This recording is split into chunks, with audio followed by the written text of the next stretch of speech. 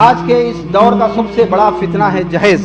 آج کے زمانے میں نکاح کو اتنا مشکل بنا دیا ہے کہ غریب گھرانوں میں جو لڑکیاں بیٹھی ہیں ان کا اٹھنا مشکل ہے۔ اس میں یہی بات تھی کہ فظفر بذات الدین، کہ آپ کوئی بھی ہو، چاہے لڑکا ہو چاہے لڑکی ہو، دین والا جو ہے وہ اسی کو آپ قبول کیجئے، باقی سب کو چھوڑ دیجئے۔ پھر یہ جہیز، یہ جوڑا، یہ کفو کے احکامات کے خلاف ہے۔ اللہ کے رسول صلی اللہ علیہ وسلم نے فرمایا کہ نکاح کو اتنا آسان کرو کہ زنا مشکل ہو جائے۔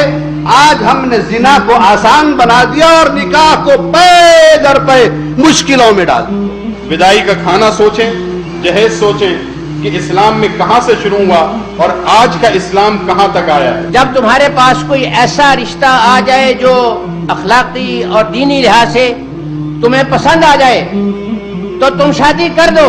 اور جو شخص لوگوں سے مال میں اضافے کے لیے سوال کرتا ہے تو اس کا یہ سوال کرنا بروز قیامت اس کے چہرے پر کھروچے اور خراش کی صورت میں ہوگا۔ یہاں پر مرد اپنے ہی ہاتھوں سے بھیک مانگ کر عورتوں کے زندگی اور عورتوں کے فیملی کا خون پی جاتا ہے۔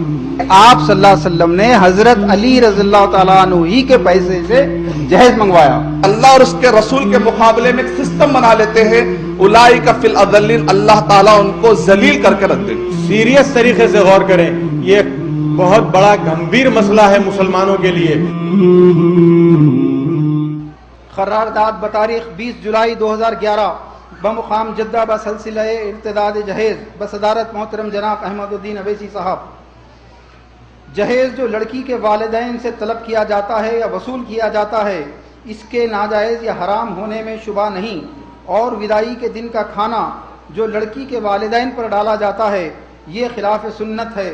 ایسی شادیوں میں جہاں جہیز کا لین دین ہو اور کھانے کے اخراجات لڑکی کے والدین پر ڈالے جائیں، ان میں شرکت کے بائیکاٹ کی ہم تائید کرتے ہیں۔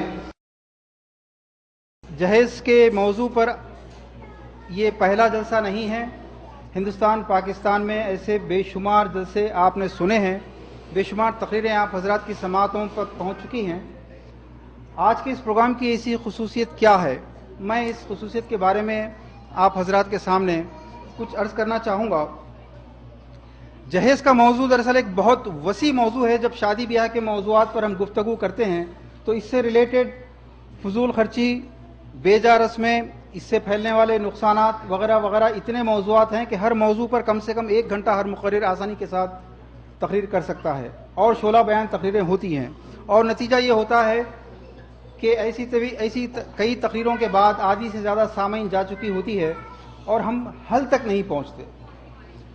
اصلاح معاشرہ کے جتنے جلسے ہو رہے ہیں اس میں یقیناً جہیز کے موضوع پر اور شادی بیاہ سے ریلیٹڈ موضوعات پر بہت سیر حاصل گفتگو ہو رہی ہے، لیکن جس چیز کی کمی ہوتی ہے وہ یہ ہے کہ اس میں کوئی حل یا سلوشن یا لائن آف ایکشن نہیں ہوتا۔ آج لائن آف ایکشن کو سوچنے کی ضرورت ہوتی ہے، اور اگر کہیں ہوتا بھی ہے تو عام لوگوں میں کبھی حل کی بات ہوتی ہے تو مسئلہ یہ ہوتا ہے کہ عام لوگ یا تو بے مطالعہ ہوتے ہیں، گفتگو بے مقصد ہوتی ہے، بے موضوع ہوتی ہے۔ جب کوئی ایک شخص حل پیش کرتا ہے تو ایک صاحب فوری پیچھے سے آگے کہتے ہیں کہ نہیں یہ حل نہیں ہو سکتا، حل تو یہ مسئلہ تو اصل یہ ہے کہ لڑکیاں غیر مسلموں سے شادی کر رہی ہیں۔ ایک صاحب کہتے ہیں کہ اصل مسئلہ آخرت کی فکر کا ہے، دوسرے صاحب کہتے ہیں کہ نہیں اصل مسئلہ تعلیم کا ہے، اور پھر ایک صاحب تیسرے نصیحت فرماتے ہیں کہ یہ شادی بیاہ کے رسومات میں سادگی ہونی چاہیے۔ پھر ایک اور صاحب بیچ میں قطع کلامی کرتے ہوئے فرماتے ہیں کہ اللہ کے رسول کا صدقہ ہے، ہمارے خاندان میں کہیں جو ہے جہیز لینے کی رسم نہیں ہے۔ بلکہ آپ یقین مانیے اس موضوع پر آج تک سینکڑوں لوگوں سے ملاقات ہوئی، جتنے بھی ملے سارے کے سارے شریف اور خوددار لوگ ملے، آج تک ایک بھی آدمی ایسے نہیں ملا جس نے اپنی زبان سے یہ کہا ہو کہ ہاں میں نے جہیز لیا ہے، ہاں میں نے جوڑے کی رقم لی ہے۔ ہر شخص نے یہی کہا کہ ہم نہیں لیتے، ہم نے صاف کہہ دیا تھا کہ جو بھی دینا ہے اپنی بیٹی کو دے دو، اپنی بیٹی کی خوشیوں کی دعائی دیتے ہوئے خاموشی سے جو آ رہا ہے آنے دو۔ یہ وجوہات ہوتی ہیں کہ جہیز کے حل پر گفتگو ہوتی ہے اور ہونے سے پہلے ختم ہو جاتی ہے۔ اس لیے میں مولانا ارشد بشیر مدنی صاحب کا استقبال کرتا ہوں.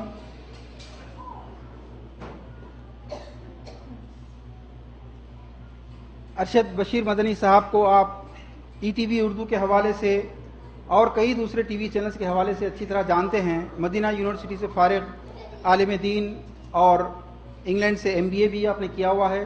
انشاءاللہ مزید تعارف آپ کا بعد میں آ جائے گا. میں آپ کا استقبال کرتا ہوں. تو عزیزان محترم، میں یہ عرض کر رہا تھا کہ جہیز کے موضوع پر کئی ذیلی موضوعات ہوتے ہیں جن کے لیے ایک ایک گھنٹے کی تقریر کی ضرورت ہوتی ہے. اس لیے ان طویل تقاریر کے بعد حل کا موقع نہیں آتا. اس لیے ہم نے سوچا کہ بجائے کئی موضوعات کو پھیلانے کے ہم بہت مختصر سے سولوشن کی طرف بات کرتے ہیں. اور بہت مختصر سا جو سولوشن ہے وہ یہ ہے کہ سولوشن جس کو راک فاؤنڈیشن کہنا چاہیے، ایسا سولوشن ہو.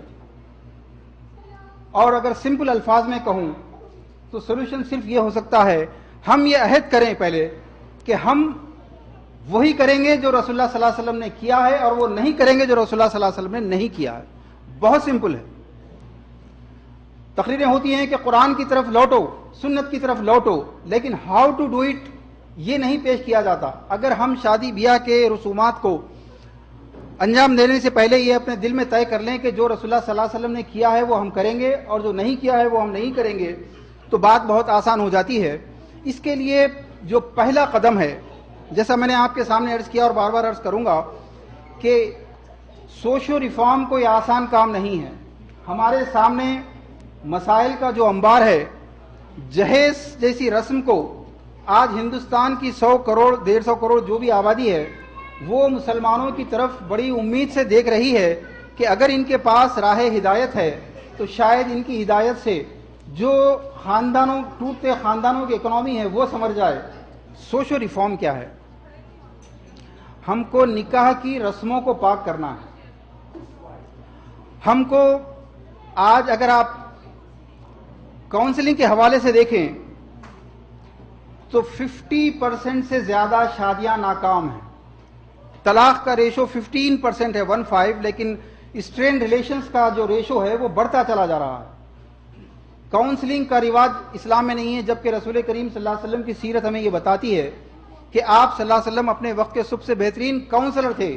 بیویاں آپ کے پاس شکایت کرتی ہیں، شوہر آپ کے پاس آ کے شکایت کرتے ہیں، باپ اور بیٹے سب شکایت کرتے ہیں، اور آپ صلی اللہ علیہ وسلم ان کی مستقل کاؤنسلنگ کرتے جا رہے ہیں. لیکن کاؤنسلنگ کا رواج ہمارے پاس نہیں ہے. آج اس کاؤنسلنگ کی بہت شدید ضرورت ہے. آج دارالخزات کی ضرورت ہے جگہ جگہ پہ. آج ہمارے آپسی مسائل، آج ہمارے آپسی اختلافات، آج ہمارے آپسی جھگڑے کون طے کر رہا ہے؟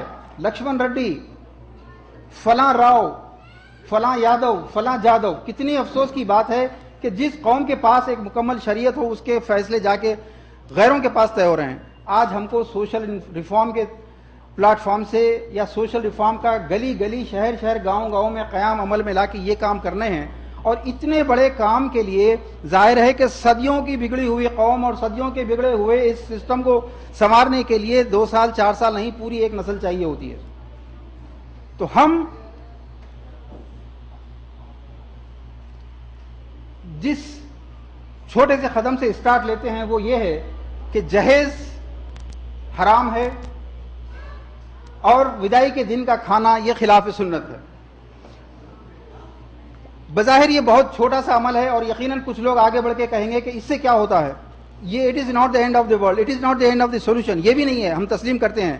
لیکن کسی بڑے سفر کے روانہ منزل تک پہنچنے کے لیے پہلے 2 قدم رکھے جاتے ہیں. کسی بڑی عمارت کی تعمیر کے لیے پہلے 1 اینٹ رکھی جاتی ہے. اور ہمارے سامنے ہمارے ویژن میں وہ تمام مسائل ہیں جو ایک ایک کر کے ہم وہاں تک پہنچیں گے. لیکن اگر پہلے دوسرے قدم پر آپ ساتھ دیں، عہد کر کے اٹھیں، قسم کھا کر اٹھیں، عزم کر کے اٹھیں، تو دیکھیے منزل آسان ترین ہوتی چلی جائے گی. مولانا محمد با نعیم صاحب تشریف لا چکے ہیں. میں انہیں دعوت دیتا ہوں کہ تشریف لائیں.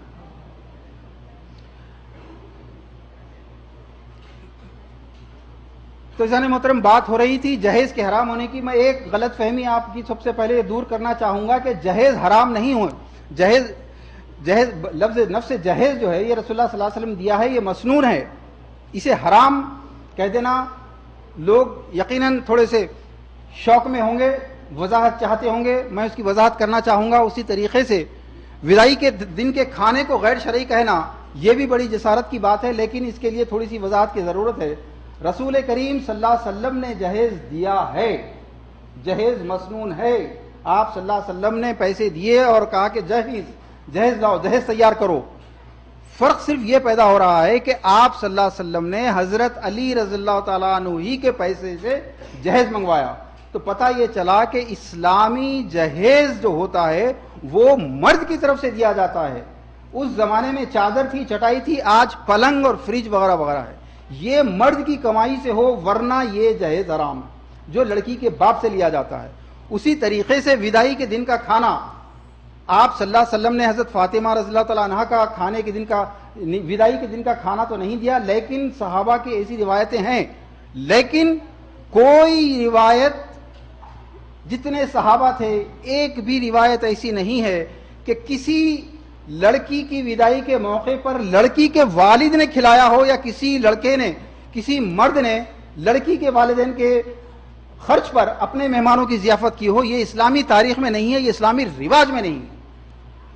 इसलिए यह खिलाफ सुन्नत है, यह खुददारी के खिलाफ है, यह बेगैरती है, यह डटाई है कि मेहमान आपके खाएं और बिल अदा करे लड़की का बाप। वो सारी जिंदगी अपनी बच्ची को तालीम तरबियत के जरिए अपने लाखों रुपये खर्च करता है, अपने खून पसीने की कमाई उस पर लुटाता है, और उसके बाद वो लड़की जो अपने घर, माँ बाप, बचपन का घर सब कुछ छोड़कर निकल रही है, अब उस बाप को बजाय तस्कीन देने के, उस बाप को बजाय कुछ इनाम इकराम देने के, उस बाप को बजाय कुछ तोहफे देने के, उस बाप को यह जुर्माना आयद किया जाता है कि अब तेरी बेटी के निकाह के दिन न सिर्फ पलंग, ना सिर्फ बिस्तर, ना सिर्फ फ्रिज, ना सिर्फ पैसा, ना सिर्फ फ्लैट, बल्कि 400-500 आदमियों का खाना भी खिलाए। इससे बड़ी बेगैरती और क्या हो सकती है? जो 5 या 10% NRIs हैं या वहां के रहने वाले हैं, आपके और मेरी तरह, ये वो असल मुजरिम हैं जो अपने पैसे का जोर दिखाने के लिए हदीसें गढ़ लाते हैं, जवाब निकाल लाते हैं, उलमा से पूछ के उलमा को बदनाम करते हैं और अपना शो ऑफ मनी या शो ऑफ स्ट्रेंथ करके। आप तसव्वुर कीजिए, जिस शादी के अंदर नौजवान बच्चे आ रहे हों, नौजवान लड़कियां आ रही हों, क्या हर लड़के के दिल में ये अरमान पैदा नहीं होगा कि मैं भी उसी जगह रिश्ता भेजूं जहां मेरा ससुरा ये खर्च कर सकता हो? हर नौजवान के दिल में हसरत पैदा हो रही है, हर नौजवान लड़की के दिलों में हसरत।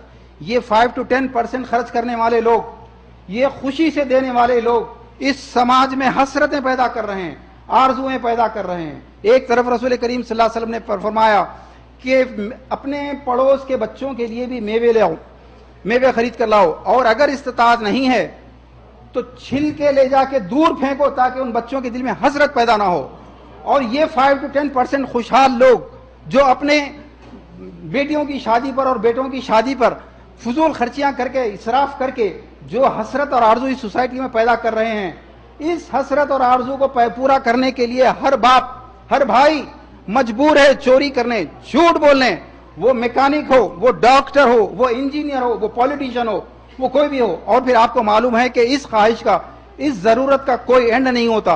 अभी पिछले हफ्ते दमाम में एक प्रोग्राम हुआ इसी जहेज के मौजू पर। वहां पर एक साहब ने मुझसे आकर कहा कि आपको ये पता नहीं है कि ये जो लाखों रुपये नेट कैश दिए जा रहे हैं और ये जो गाड़ी और घर वगैरह सब कुछ दिए जा रहे हैं, ये इन्वेस्टमेंट ऐसे ही ब्लाइंड इन्वेस्टमेंट नहीं है।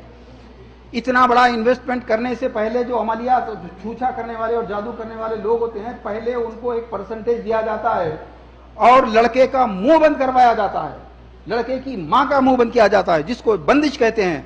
और सबूत के लिए मुझे कुछ ज्यादा देर नहीं लगी, क्योंकि हम कई खानदान ऐसे देख चुके हैं कि लड़का कल तक माँ बाप का इतना फरमाबरदार कि बगैर माँ बाप की इजाजत के पानी भी नहीं पीता, और उसकी शादी के 2 महीने के बाद लड़का अपनी बीवी को लेकर अलग भी हो जाता है।